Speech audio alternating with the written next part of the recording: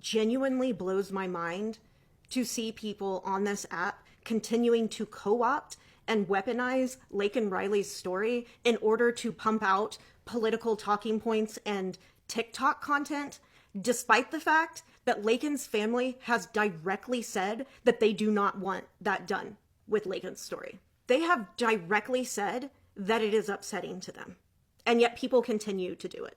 Not long before I was born, I had a cousin who was attacked by a complete stranger and did not survive the encounter. The day before he attacked my cousin, he attacked another woman who also did not survive the encounter. What happened to both of them was incredibly brutal and incredibly upsetting. But I'm not going to tell you about a single bit of it. Despite the fact that she was my cousin, I did not know her. She and I did not exist on this earth at the same time. And despite the fact that I did not know her, what happened to her did impact my childhood in its own way.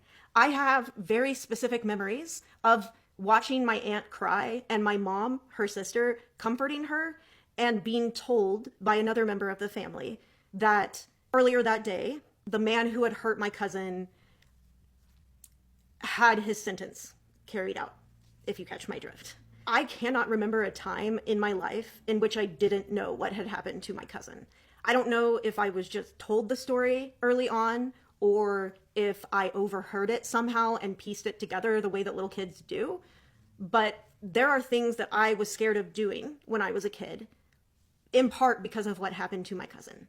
So my cousin's murder did impact my childhood. But despite the fact that she is my cousin, despite the fact that it is my family that was impacted, I would never, ever use her story to make a political point. I'm being very, very cautious as I say this to make sure that I'm not even going to tell you her name. I'm not going to tell you any details about what happened to her. It's not my story to tell, period. So I especially cannot imagine co-opting a complete stranger's story in that way. I cannot imagine using a family's grief and tragedy in that way against their explicit wishes. You can hold whatever political opinions you want. You can express whatever political talking points you want, but you should be ashamed of yourself if you're continuing to co-opt her story to make your points.